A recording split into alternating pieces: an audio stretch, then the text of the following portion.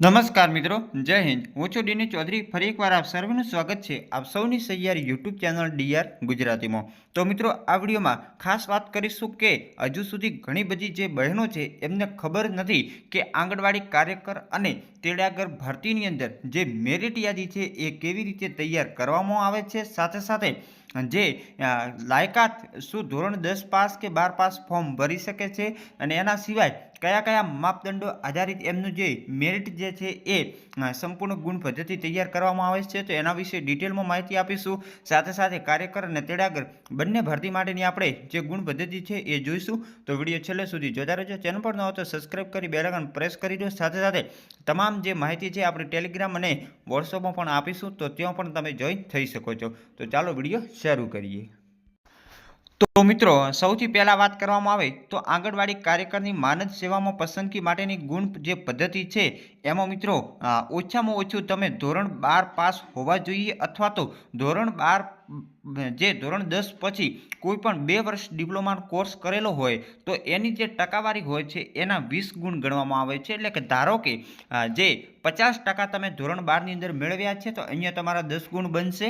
એના પછી ધોરણ 12 પાસ પછી તમે ઓછામાં ઓછો 2 વર્ષનો ડિપ્લોમા કોર્સ કરેલો હોય અથવા તો સ્નાતક કોર્સ કરેલો હોય છે, અને હવે એના સિવાય પીટીસી અથવા તો પર પીટીસી પણ એડ કરી દેવામાં આવ્યું છે, તો એ જો તમે કોર્સ ધરાવો છો તો એના 30 ગુણ ગણવામાં આવે છે।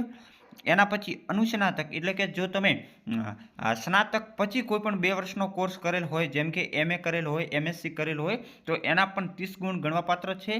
એના પછી જો તમે અનામત સંવર્ગમાં આવો છો એટલે કે એસસી એસટી ઓબીસી ને આર્થિક રીતે પછાત વર્ગના જે છે એમને પણ સીધા 10 ગુણ મળે છે।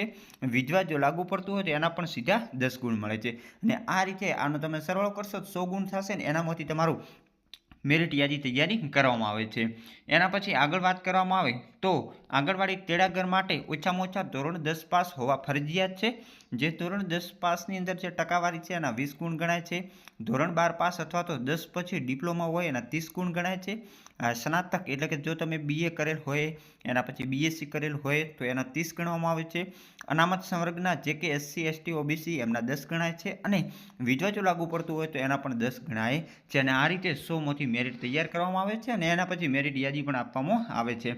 સાથે સાથે જે આંગણવાડી તેડાગરની અને કાર્યકરની જે સામાન્ય શરતો મુજબની લાયકાત, ઉંમર અને શૈક્ષણિક લાયકાત ધરાવતા ઉમેદવારોનું ઓનલાઈન મેરિટ યાદી બનાવવામાં આવે છે, અને આ રીતે આની ગુણ પદ્ધતિ ધ્યાનમાં લેવામાં આવે છે। તો જે પણ બહેનોને ખ્યાલ ન હોય ખાસ એમને વિડીયો શેર કરવા વિનંતી, એટલે કે આગામી ભરતી માટે એમનો જે મેરિટ છે એ રીતે ગણી શકે છે, અને ઓછામાં ઓછા ધોરણ 10 અને 12 પાસ હોય એ આમાં ફોર્મ પણ ભરી શકે છે। તો ભરતી આવશે ત્યારે સંપૂર્ણ તમને વિગતવાર પણ માહિતી આપશું। અત્યારે કોઈએ કોમેન્ટ કરવી નહીં, ખાસ ભરતીની અત્યારે કોઈ માહિતી નથી, આવશે એટલે ચોક્કસ તમને આપશું। તો ત્યાં સુધી જય હિન્દ, જય ભારત, થેન્ક્સ ફોર વોચિંગ।